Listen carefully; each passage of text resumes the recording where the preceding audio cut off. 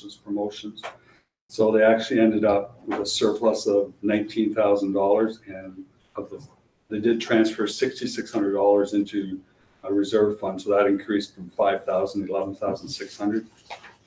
Looking at the income statement, there's not a whole lot that's out of line, except the street improvements. You see, last year they spent $5,000, year before the 41, and that was due to the Christmas decorations and murals. It shows the surplus of $11,400. The next statement would be the Blythe BIA. They also had a surplus of $5,300, so they ended up with more money in the bank. They had some receivables for the Christmas promotion. They also had some money outstanding for similar Christmas promotion, $9,000. So their surplus increased from $5,000 to $10,000. When we look at their financial statement,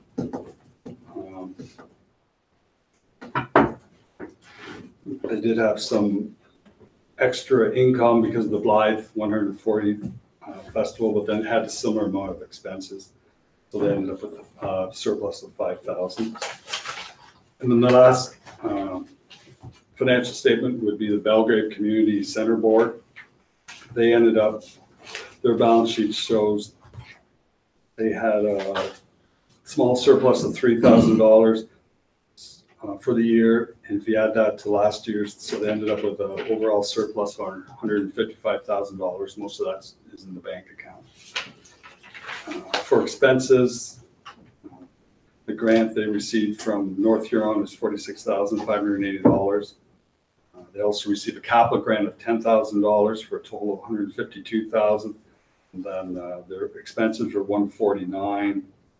They didn't spend they spent actually more money this year for repairs and maintenance, a little less for capital. They did some doors and ended up with a surplus of $3,000. So I would say in closing, every year the municipality sets up a budget, and you did a good job sticking to the budget. You had a surplus of, on a cash basis, $14,800. You planned to do a little more capital than you did, but it's always hard to get all the projects done. So you did a good job finishing $4.3 million. Your reserves are $90,000 higher, partly because you didn't do all the capital, but also you had some smaller surpluses. And it's important to know that $10.2 million reserves, $6 million is water and sewers.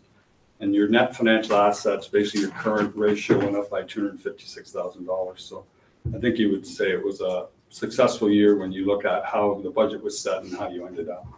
Does anyone have any questions on it? Anything?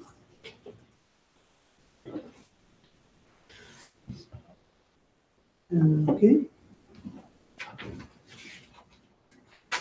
I think the council is very satisfied with what you found in your audit. So thank you very much, Paul.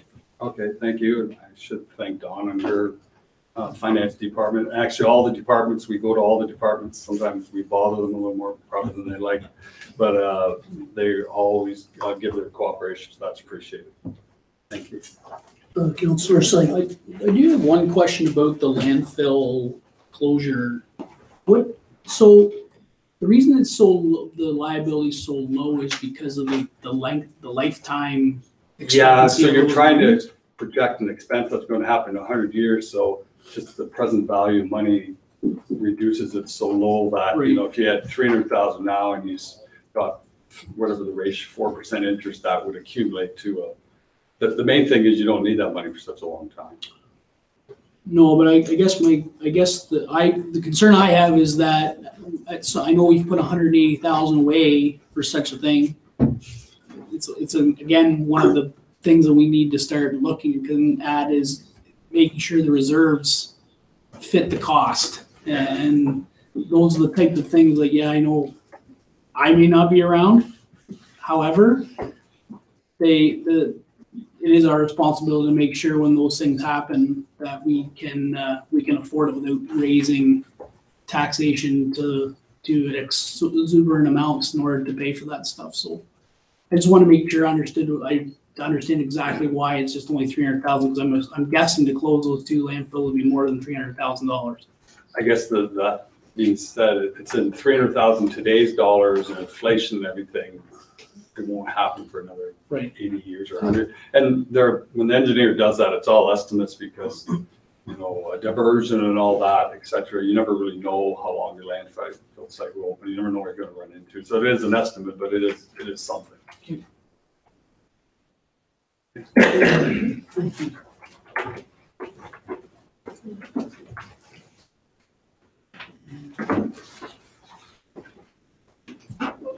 Okay, 6.2.1, Donna, I'll let you introduce that. So we have our section 357 report, and according to the Municipal Act, we have to hold a public meeting, which tonight's meeting does meet that requirement. We had a number of applications. Most of the applications relate to the demolition of buildings or the condition of buildings. So as part of the requirements under the Municipal Act, if any of the owners who received a letter for their reduction are in the crowd tonight, and I don't see any of them present, but if they were, they would be asked to, if they wanted to comment on their application. So as staff, we have sent all these applications into MPAC. MPAC has verified that the buildings have been removed and have sent back a recommended assessment reduction. And therefore, then we have processed that reduction. And with the number of applications that was here, the total reduction is $2,893.35. And so that would be applied to those properties. And each year the township expects these types of applications because demolition and some of those types of things are normal farming practices. And so we do budget about $26,000 each year to address this type of application. So are there any questions on the applications before you? Okay, that if there's anybody that is one of the 6, that if they are here, they can speak to the issue if they want. That this is their public chance of having a verbal say as to why, if the building's gone, they shouldn't be taxed for it. And so that I'm not seeing anybody, so that I could take a motion from council if council feels. Councillor Hallahan, you're moving Yes. the recommendation? Yes. And Deputy Reeve Campbell. Is there any further discussion? All in favor of the motion? Carried. We didn't do the motion for 6.2.1, and that's receiving the audited financial statements. So that we'll do that now. Councillor Sype, Councillor Vauden, is there any discussion on that? All in favor? Thank you. That's carried. Okay. 6.2.3. That's Ontario Regulation 28409-18. And Donna, do you want to take that one? Yes, thank you, Reeve. So this report, Ontario Regulation 28409, is a requirement, and what we pass this report each year. And the purpose of the report is to make it known that we don't budget for amortization expense on a cash basis in our budget. And we do go over that in our budget deliberations. But the estimated amortization for 2018 is $2,076,569. The budget, however, does include $178,053 for the principal repayment of municipal debt.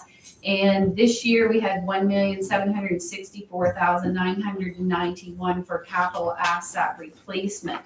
So it's important to continue to replace our assets. And as we said, last year, we didn't get quite as many of our projects finished as what we would like, but there's no end to the long list of projects that we need to do in the future.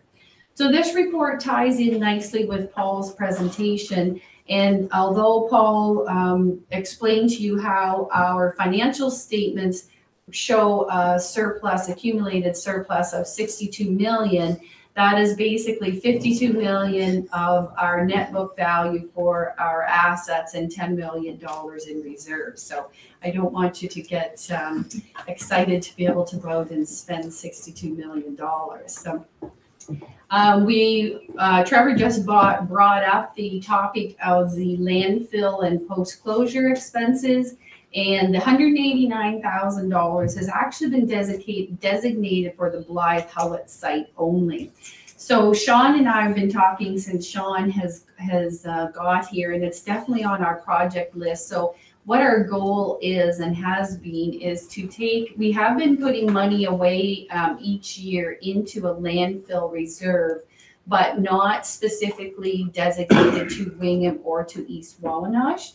So what Sean and I would like to do is get the post-closure reports updated and then determine how much of the money we've been putting away in the landfill working fund reserve to dedicate it and actually separate it into a physical reserve one for Wingham and one for East Wawanosh. So we need to get those updated numbers out of the report.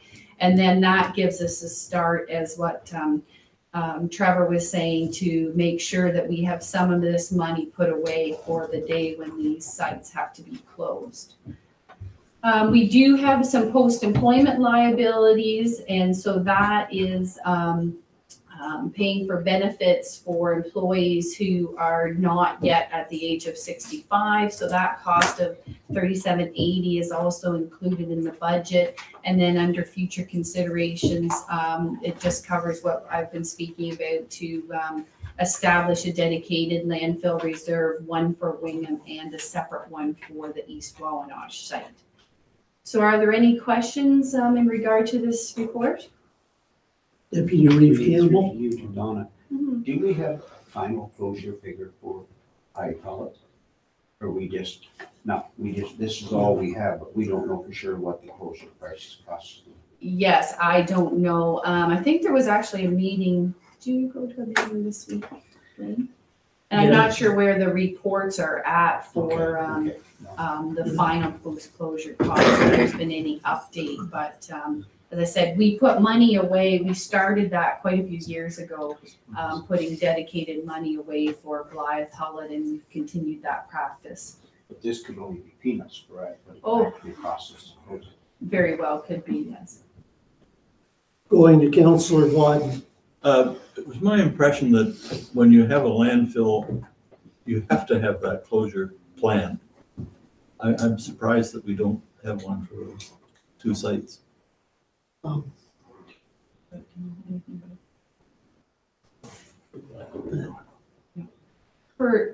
if I may. Go ahead. So each year we do, not each year, we get our engineers to conduct a separate report, and it's actually called a post-closure landfill site report. And it deals with only those long-term costs. So it does lay out those costs. We're not actually required to set the money aside, but of course it's the way to prepare for the future. So quite a few years ago, when there was the Blythe Hulett landfill was closed to the public, then that's when we started aggressively putting money away into that fund. And then over the past few years, we've had post-closure reports completed for Wingham and East Wawanosh, but at this point they're outdated. I'm not sure if you've even seen them at this point, Sean. So anyway, those reports, we want to get them updated and get the up-to-date dollars. And then, as I said, the money that we already have in reserves for working reserves is certainly not going to be enough to make a dent in the post-closure. But again, we want to get it started and get it set aside separately so that it's easily identified. And then we can add to that over the years to make sure that we have some of this closure money put aside. Okay, thanks, Don. And also with Blythe Hullett, that there's Central Huron Council is also an owner there. And with the closing of the large Central Huron landfill at Holmesville, there may be a time that they may want to reopen that because there's still about 40% of the total projected tonnage could still go there once some other things fall into place. And that is something that there's a wait and see as to how certain things happen, as to landfill regulations and how the site might possibly be opened again. So that's why we're not pushing for an actual closure, that there's the sharing between the two municipalities. Okay. I have a motion on that. And a motion on that, Councillor Sype and Councillor Vodden. All in favor? Carried. Okay. For 6.4 in Public Works, is there anything you want to say, Sean? Yes, thank you. Just very briefly, this letter was brought to the attention of council, specifically just to make sure there was clarification. You'll recall on May 22nd, we had quite a discussion surrounding the Howson Dam, and there was a lot of documentation that was appended to that report. You'll see in that list, there was a number of designs that were put forward, or sorry, there was a design put forward by BM Ross in between 2014 and 2015. And just for the purpose of clarification, we had some, and to make sure that we were thoroughly exploring all avenues, I had a discussion with BM Ross regarding that report, and he provided this letter of clarification. So it's been provided, it'll be read basically into the record, or not read into the record, but provided and posted.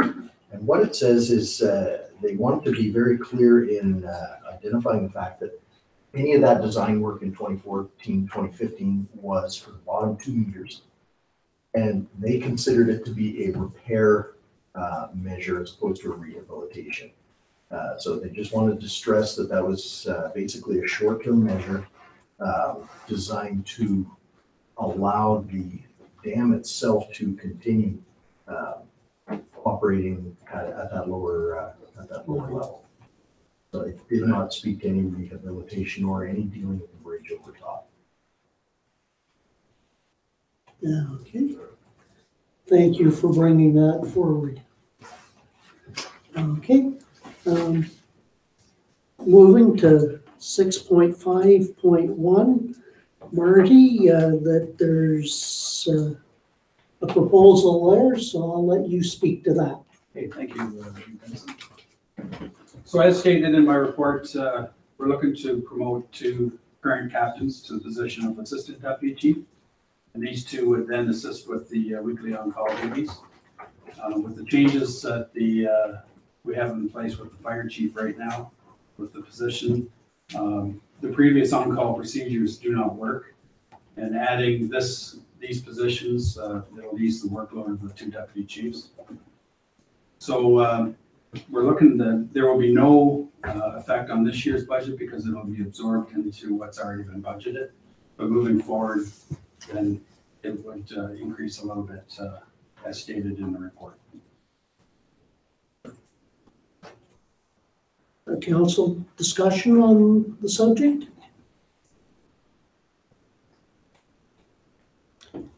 Do we have somebody that is ready to move the recommendation? Councillor Hallahan, Deputy Reeve Campbell seconding. Any discussion now? Just a question. Go ahead. So the staff will be moving up then from the ones there. Correct. Captains. Correct. We'll do interviews. Yeah. With who's ever interested in moving up. And then we'll also promote firefighters to fill those captain positions. Yeah. But we won't add any new personnel. Okay. If there's no further discussion, all those in favor? Carried. Thank you, Marty. Thank you. Okay, 6.7.1, the Children's Services Department. Dwayne? Thanks, Reeve. The manager, Val's unable to be here tonight, so she does have two reports.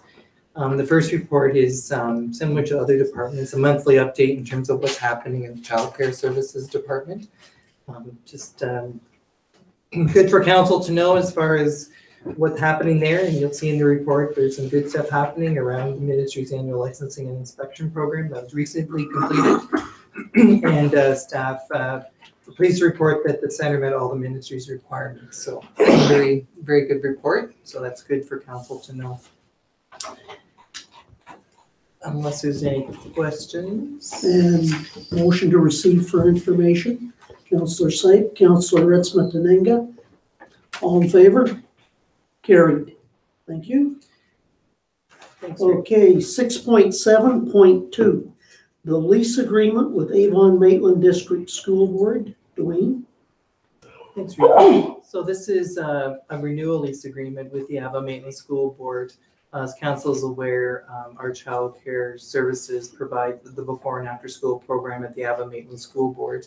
And we do have a lease agreement with the school board to use their space for the delivery of that service. And it's renewed on an annual basis. So this agreement that you have before you is to renew that lease for the 2018-2019 year. You're moving, and Councillor Ritzma-Tenenga is seconding. Okay. Who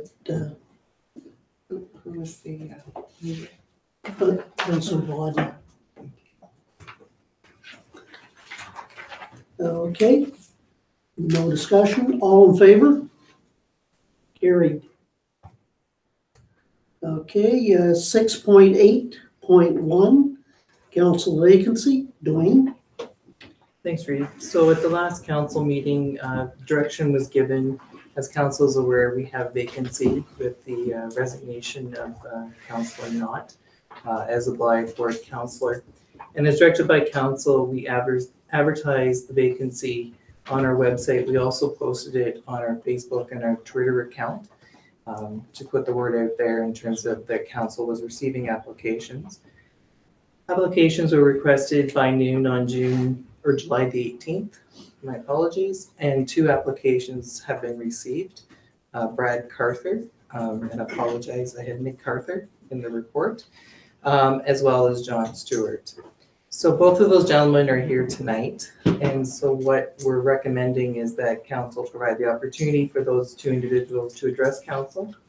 And then after they have heard from the 2 gentlemen, then council can go into closed session later on in the council agenda and then discuss identifiable individuals and make a decision with respect to how council wishes to proceed. So that's the recommendation with respect to moving forward. In doing that, going by alphabetical order, I will give Brad Carther a chance to go to the podium and make a short speech or presentation. Brad? Thank you, Reed.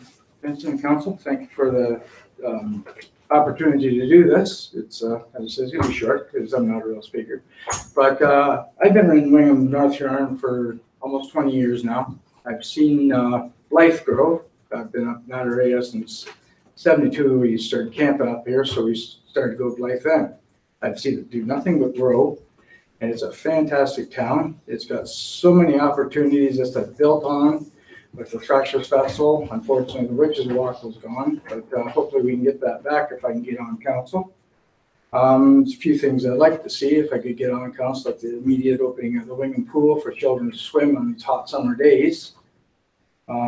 See, help standard goals of the new Director of Recreations, help them bring in more stuff for the community to thrive on, like different programs and that for kids. I'd like to see a couple dog parks put in, one in Blythe, one in Wingham, for the people with the dogs, take them out for walks. That way they're not on the streets and leaving their little packages behind. Volunteerism is a big thing in my life. I do a lot of volunteer. I work with the Salvation Army right now. Basically, I just want to see the community survive. Like when the amalgamation come, we all went to one community, not just Blythe, not just East Wallen and Author Wingham. It's all one. So as a counselor, we all work as one. And I work very good with public and peers. So I'm just hoping you all accept me as a counselor and we can get working and get things going. So. Okay, thank you, Brad. John, would you want to make a comment or?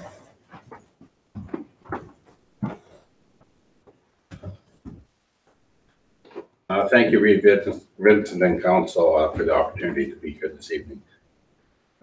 After much consideration and a lot of discussion with my wife and family, I decided to put my name in to represent the Blythe Ward on reviewing the advertisement. And over the weekend, I had a lot of people ask me, like, why on earth would you want to do that? And after thinking about it, the answer was very easy. Village of Blythe is a special place with endless opportunities. My parents, Jack and Ruth Stewart, were prominent citizens in Blythe when I was born there in 1950.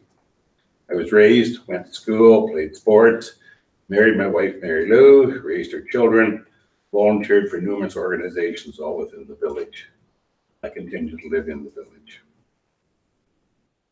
Over my years, I've had the opportunity to work in municipal government for more than 26 years, with the final 16 years in a senior administrative position for various municipalities, including the Village of Blythe, the town of Wingham, and the Township of North Huron.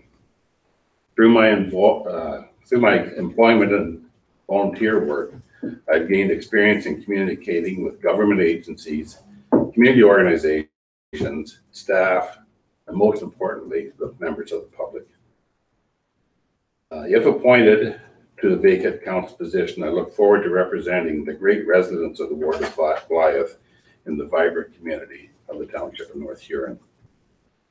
My cover letter and resume did include a lot more information. I'm not going to rehash all that. If there's any questions, I'd be more than happy to try to answer them. If not, I again wish to thank council for the opportunity of being here this evening. So thank you very much. Thank you, John. Okay, as Dwayne said, that we will be debating this in the in-camera session, so that we will move on.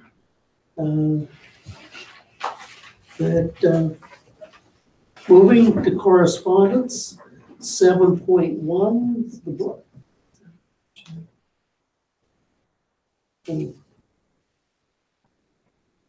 Okay.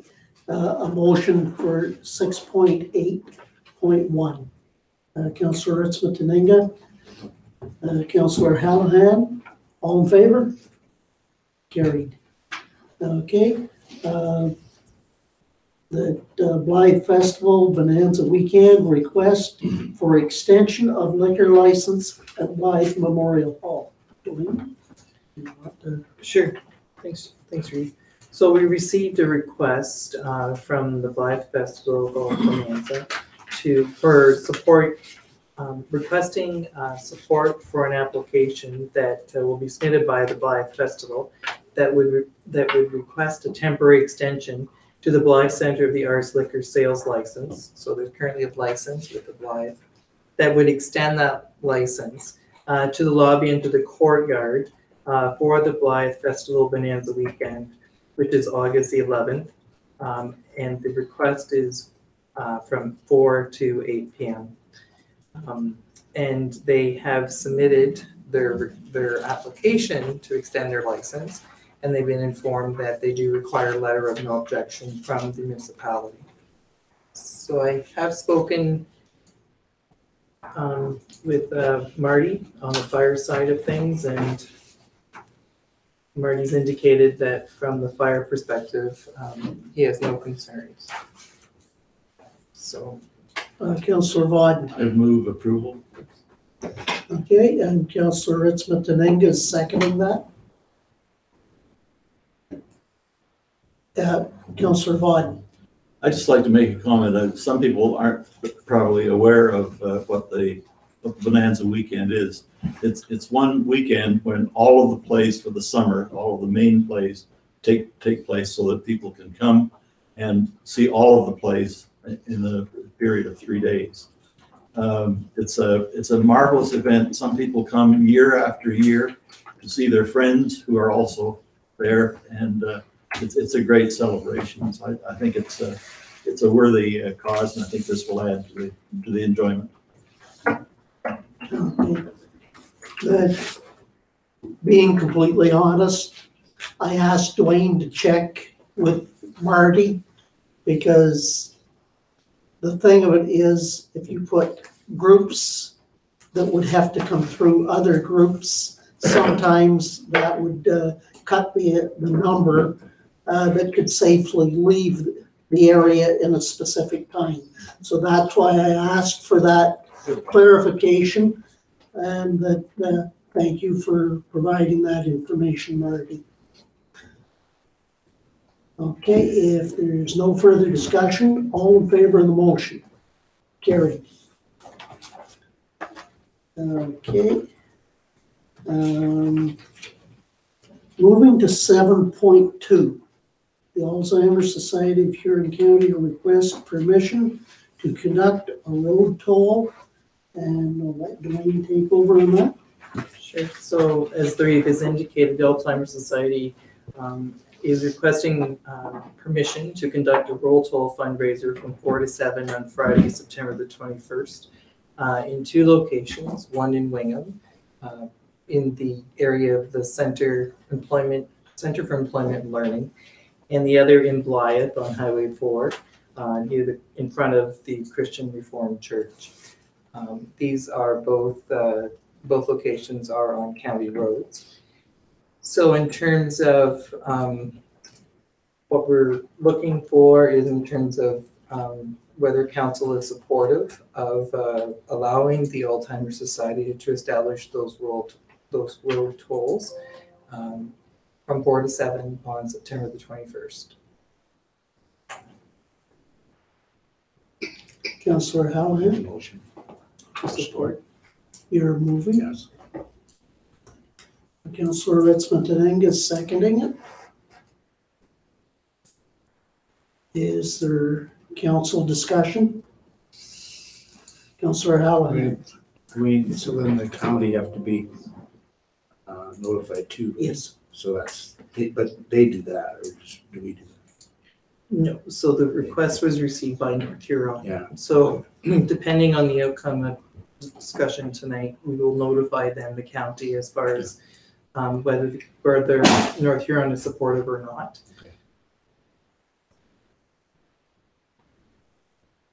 Okay. Is there any other discussion? Councillor Sype. But from our perspective, from the municipality's perspective, the only requirement that we're asking is that they provide proof of insurance. They're gonna have to talk to the county about what their plan is and all that other stuff that relates details to that. But our request is only the proof of insurance. And then that we support the fact that they're willing to do this. Deputy Reeve Campbell. Not very often that you have 2 on the same day in the same municipality. So if I was traveling through from Wingham to Clinton, I'm gonna get hit with this twice. Right. Take extra cash with you. I'm gonna have to take a loan from Ray. to Doing do out there, Jim, and just throw them Yeah, in each but time you go it's, through. I don't know whether it's, you know, I have questions about that because there will be people that will object to that going through. Counselor Site. Generally what happens, what has ever normally happened on these types of road tolls is there's given something that you can display that you've already done. So when you've done it, and technically if you did it in Wingham, there would be, you know, maybe an Alzheimer's sticker. I don't know what that case is, but generally that's what they usually do so that if you do come up to them again, they see something and they don't obviously stop you again. But at the end of the day, it's not mandatory. Like No, it's not. I know, it's So just that normally you don't have two in the same municipality at the same day. It's not a big thing. Counselor Ritzman-Kalinga. The Wingham Ironmen do it, and they have two on the same day. They just happen to be one at the south end and one at the north end of town. And you'll get a flyer afterwards saying, because you get a little pass to get into their game or whatever. And if you waive that, then you don't have to give at the other end. So it has been done before Okay. in one town. In Wingham. Just saying. And the main requirement that a municipality shall have is to have a bylaw that specifies as to what would have to be done to do road tolls. We do have that bylaw, so that is what makes it permissible. And not to belabor things, but I believe that may really slow down traffic in a time zone that normally is very busy, admittedly. So that's maybe where I will be coming from in my voting on it. Okay? We do have a motion, and is there any further discussion? All those in favor? Carried. Okay.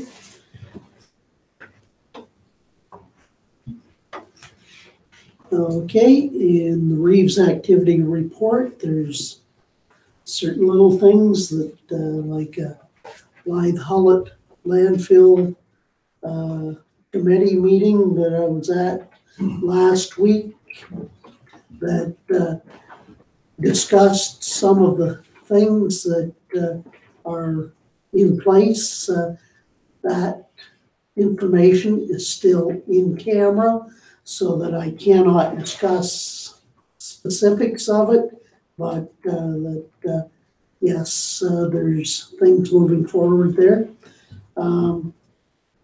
And there's a number of other things that are happening.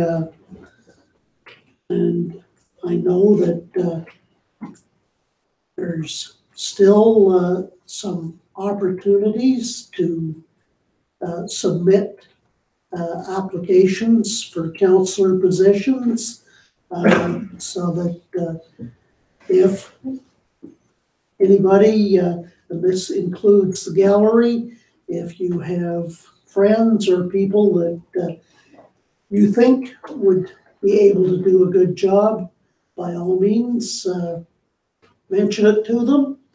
And that 2:00 on Friday is the deadline. So tell them to do it before lunch, because you don't know how many will be in the lineup at 2:00. So that, I'll let it go at that, but thank you. There's council member reports. Councillor Sipe has a point here that he will be speaking to. I'll go to him first, and then anything other that council have. Councillor Sipe, you have the floor. yes, thank you, Reeve. I just wanted to, I thought it would be good to bring up to speed with council a meeting last week with the OPP on the transition date. So the expectation of the OPP and this committee that has been brought together is there is going to be a transition date of an expectation of February the 7th. So there is many steps that still have to get done. One is what you see in your package is the motion with requiring that we submit under Section 40 a brief to the Ontario Civilian Police Commission. So that is what that is generally is just a motion from this council that allows this committee to do the submission. The OPP is the one who's actually submitting the submission. They provide it to us with information that's given to them by the chief and by the municipality and so forth. But much of the discussion of that meeting was just what the process was, and it's very it's more information driven than anything.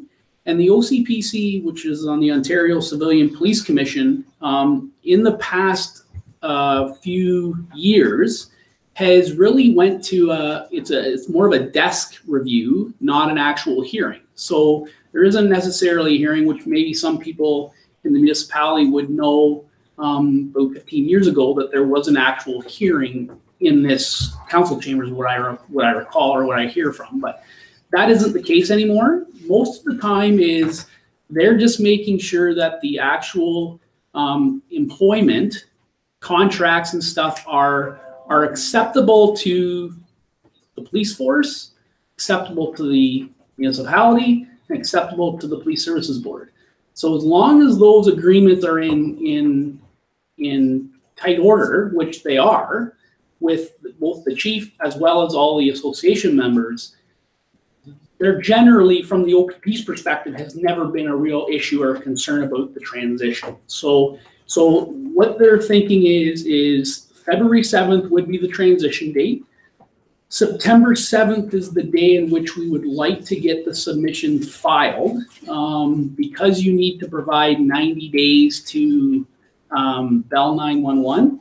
So that's kind of the what it is it's not expected to take till the September the 7th to file.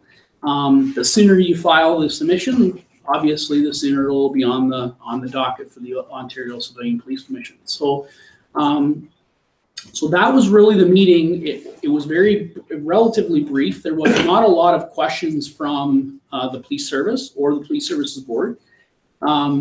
But again, if there is questions that council has, they have directed us to put the question through Dwayne, and then Dwayne will get the response from them, and then it will circulate back out to the rest of the group, the same as we would had before when we were going through the proposal process. So that was what the discussion was last Thursday in the morning, and we will be continually having on. The only other submission part that is required is a letter of understanding from the Police Services Board to the Ontario Ontario Civilian Police Commission, as well as a chief letter to the association or to the Police Services Board, and as well as the association to the Police Services Board, so that they are understanding that we are all in agreement that this is what everybody wants. That's the intention of this part of this briefing, so that once those letters are finalized and submitted with the brief, then we should know sooner rather than later about what their decision would be. So if there's any questions, I can try to answer based on what the discussion was, but will be definitely some more discussions with the officers and that type of stuff through the ending day. So I just wanted to also reiterate too is that part of this is the discussion about how council is asking the Police Services Board to provide firmer transition cost numbers. Well, we can't do that until we have the OCPC say what that is and then that results in termination stuff and all that stuff within the collective agreement. So that's one of the reasons why council has not seen firm numbers, because we don't know those numbers until we know a date. So we relatively have a date now. but we still can't give those numbers until we actually have a solution from the Ontario Civilian Police Commission. Okay. Is there any questions or comments? Thank you, Trevor. So there is this motion here that I would be more than happy to read out and move it. Pursuant to Section 40 of the Police Services Act, the Township of North Huron is required to submit to the Ontario Civilian Police Commission a proposal for dismantlement of the Wingham Police Service. Therefore, be it resolved that the Council of the Township of North Huron authorizes the submission of the proposal to the OCPC pursuant to Section 40 of the Police Services Act. So I will move that. Okay. Ray, are you seconding? Okay.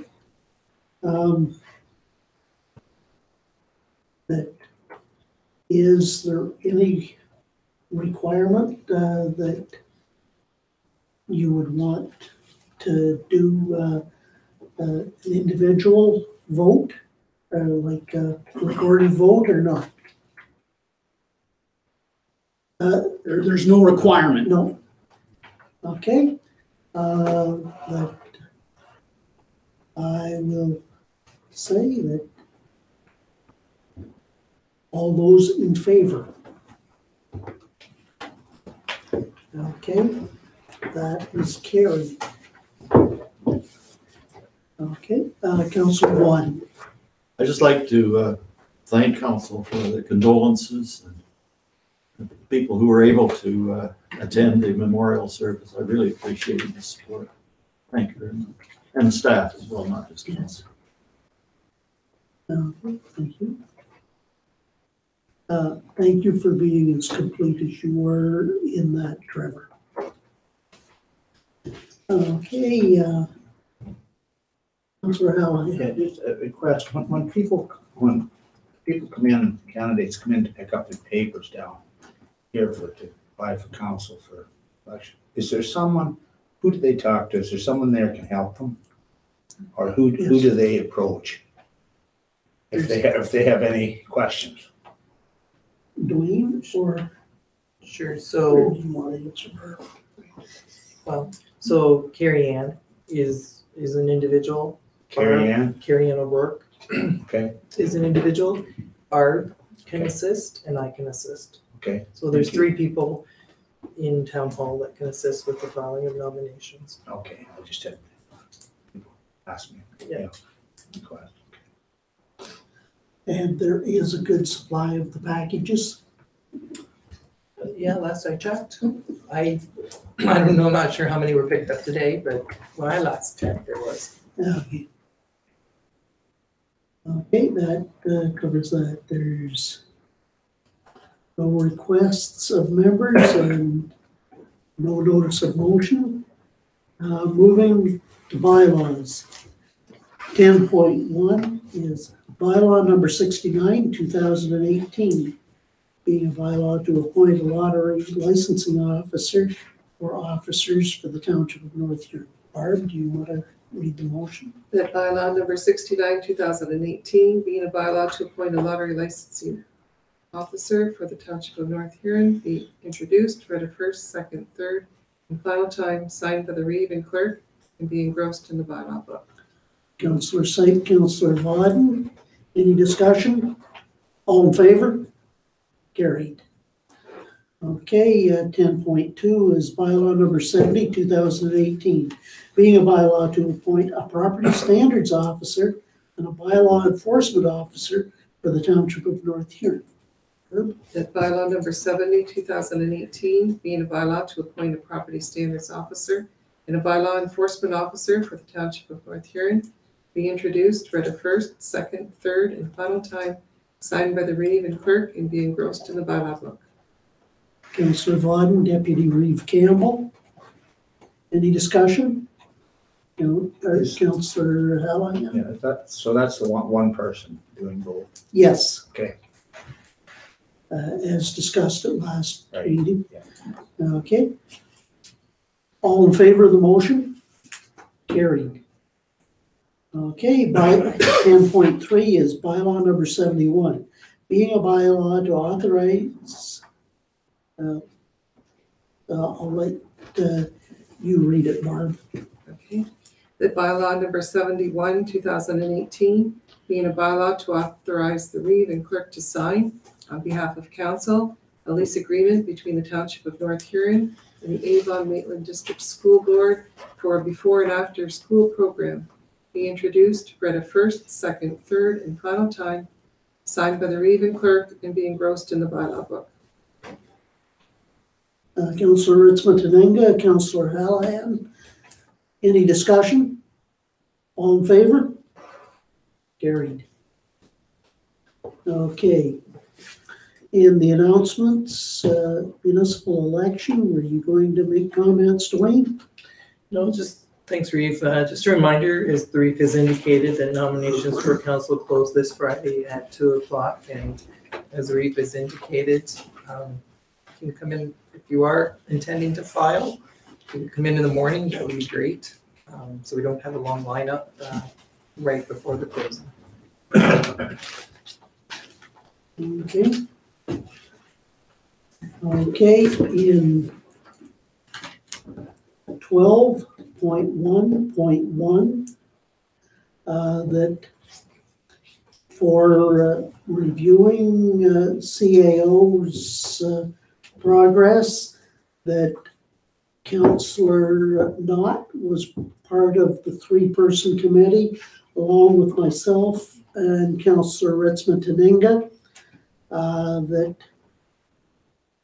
do we want to make a replacement for Councillor Knott on that committee? And if so, is there somebody willing to make a motion? So do we? Go ahead, do we- Councillor do Howard. We have to have a replacement for Councillor Knott. I think that having a 3-person committee is a good idea on this. I would nominate Councillor Campbell. Deputy Campbell. Okay. Is there any further nominations?